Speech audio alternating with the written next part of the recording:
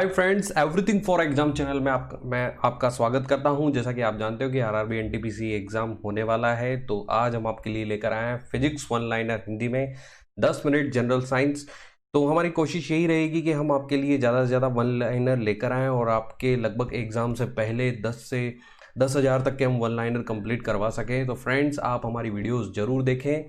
So friends, मैं तरुण दादी जी आपका स्वागत करता हूं और अंत तक आप जरूर बने रहिए।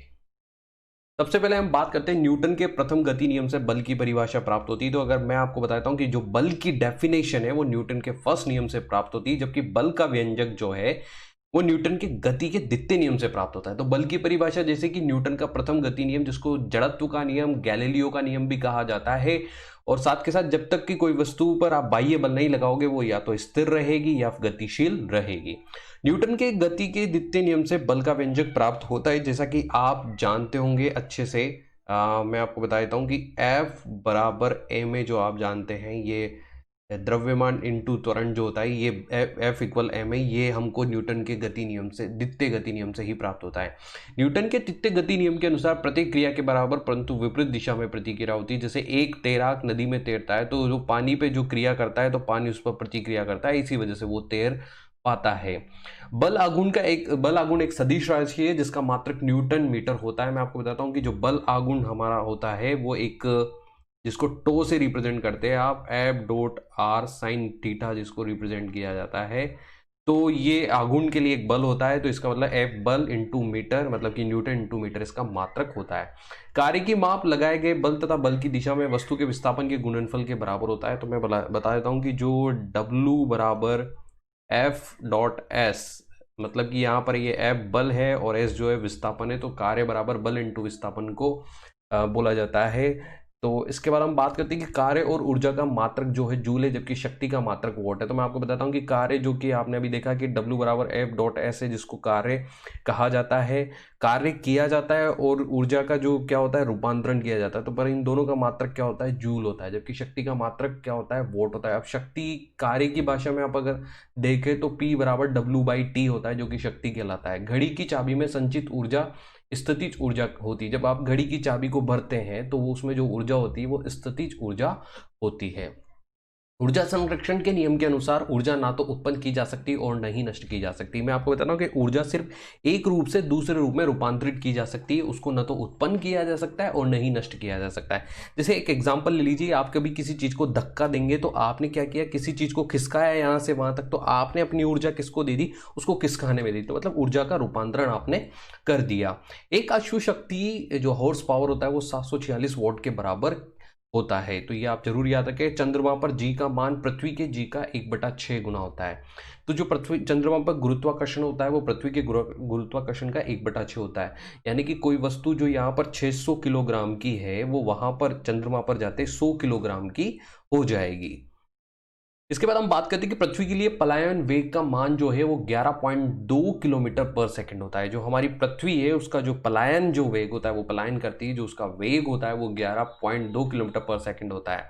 और जो दाब का एसआई मात्रक जो होता है न्यूटन पर वर्ग मीटर या पास्कल होता है। जैसे अगर आप जानते हो तो अगर मैं डेफिनेशन फॉर्मूला दूं तो F/A इसको बोला जाता है। किसी एरिया पर कोई फोर्स आप लगाते हो तो उसको दाब कहा जाता है, और अगर पर्टिकुलर लंबवत लगाते हो तो उसको प्रणोद कहा जाता है। इसको पास्कल से इसकी मात्रक को भी रिप्रेजेंट किया जाता है। बैरोमीटर वायुदापी का पारा अचानक बढ़ जाना यह सूचित करता है कि मौसम स्वच्छ रहेगा। बैरोमीटर वायुदापी वैसे मौसम की जानकारी के लिए यूज किया जाता है। तो मैं आपको बताता हूं कि जब भी इसका पारा चढ़ता है तो ये मौसम स्वच्छ रहेगा, लेकिन अगर वो धीरे धीरे नीचे गिरता है तो इसका मतलब बारिश होने वाली, लेकिन वो एकदम से नीचे गिरता है तो इसका मतलब कि आज आंधी या तूफान आने वाला है। केशित्व के कारण लालटेन की बत्ती में तेल ऊपर चढ़ता है, और ब्लॉटिंग पेपर से स्याही का सुखाना भी केशित्व के कारण ही होता है। तो मैं आपको बताता हूँ कि केशित्व जो होती है उसकी वजह से ही जो लालटेन की बत्ती होती है उसमें तेल ऊपर चढ़ता है, और जो भी आप ब्लॉटिंग पेपर से स्याही का सुखाना होता है वो भी केशित्व के कारण ही होता है। ध्वनि तरंगे अनुदैर्ध्य तरंग का उदाहरण, जबकि प्रकाश तरंगे अनुप्रस्थ तरंग का उदाहरण है। मैं आपको बता दूं कि प्रकाश तरंगों को ही विद्युत चुंबकीय तरंग कहा जाता है। तो विद्युत चुंबकीय तरंगे, प्रकाश तरंगे अनुप्रस्थ तरंगे, जबकि ध्वनि तरंगे अनुदैर्ध्य तरंगे हैं। इसके बाद हम बात करते हैं कि 20 हर्ट्ज से नीचे की आवृत्ति वाली ध्वनि तरंगों को अश्रव्य तरंगे तथा 20 हर्ट्ज से 20 किलो हर्ट्ज के बीच की आवृत्ति वाली तरंगों को श्रव्य तरंगे एवं 20 किलो हर्ट्ज से ऊपर वाली तरंगे को पराश्रव्य कहा जाता है। मतलब कि एक रेंज है 20 हर्ट्ज से 20 किलो हर्ट्ज जिसको मानव कान सुन सकता है। मतलब 20 हर्ट्ज से 20 किलो हर्ट्ज के बीच की आवृत्ति वाली तरंगों को मानव कान सुन सकता है, आप ये जरूर याद रखें। लेकिन जो 20 हर्ट्ज से नीचे होती है उनको अश्रव्य तरंगे कहा जाता है, और जो 20 किलो हर्ट्ज से होती है उनको पराश्रव्य तरंगे कहा जाता है। तो पराश्रव्य जो तरंगे होती है उनका प्रयोग समुद्र की गहराई, ट्यूमर का पता लगाने, वायुयान तथा घड़ियों के पुर्जों को साफ करने में ही किया जाता है।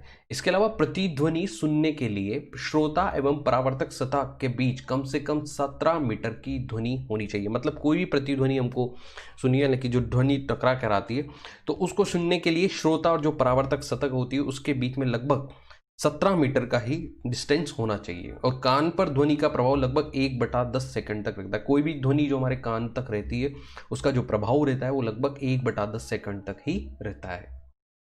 वेग दुगना करने पर गतिज ऊर्जा 4 गुना हो जाती है। वैसे तो मैं आपको बता देता हूँ कि जो गतिज ऊर्जा का जो फॉर्मूला है वो 1/2 mv² होता है। अगर आप इसका वेग दुगना कर देंगे तो ये यहाँ पर अगर हम v बराबर अगर आप 2 पुट करते हो तो यहाँ पर 4 हो जाएगा, और 4 आगे निकल जाएगा तो मतलब कि 4 गुना वो हो जाएगी। इसी प्रकार से हम बात करते हैं कि 4 डिग्री सेंटीग्रेड पर जल का जो घनत्व होता है वो सबसे अधिक तथा आयतन सबसे न्यूनतम होता है। तो याद रखें कि 4 डिग्री सेंटीग्रेड ऐसा होता है जहां पर जल का घनत्व सबसे अधिक पाया जाता है और आयतन सबसे कम पाया जाता है, न्यूनतम पाया जाता है। पृथ्वी पर सूर्य से ऊष्मा विकिरण द्वारा पूछता है। मतलब जो आप किरणें देखते हैं उस विकिरण द्वारा ये पृथ्वी पर सूर्य का प्रकाश पहुंचता है, ऊष्मा पहुंचती है। तो ठोसों में जो ऊष्मा का संचरण होता है वो चालन विधि द्वारा होता है, जबकि गैसों और द्रवों में ऊष्मा का संचरण संवहन विधि द्वारा होता है। मैं आपको एक बात बताता हूँ कि जो हमारे रेफ्रिजरेटर होते हैं, रेफ्रिजरेटर में जो रेफ्रिजरेशन का काम होता है वो संवहन विधि द्वारा ही होता है। इसके अलावा पानी का जो क्वथनांक होता है वो 100 डिग्री सेंटीग्रेड होता है। जो पानी का जो क्वथनांक होता है, बॉइलिंग पॉइंट जो होता है वो 100 डिग्री सेंटीग्रेड होता है। बैंगनी रंग के प्रकाश का प्रकीर्णन सबसे अधिक और लाल रंग के प्रकाश का प्रकीर्णन सबसे कम होता है। विबग्योर आपने नाम सुना होगा मेरे फ्रेंड्स। तो विबग्योर के बेसिस पे ये काम करता है। तो ये जो सबसे रेड जो सबसे पहला है, और ये बी जो है इसका प्रकीर्णन सबसे ज़्यादा होता है और इसका प्रकीर्णन सबसे कम होता है। इसकी तरंग दैर्ध्य सबसे ज़्यादा होती है और इसकी तरंग दैर्ध्य सबसे कम होती है।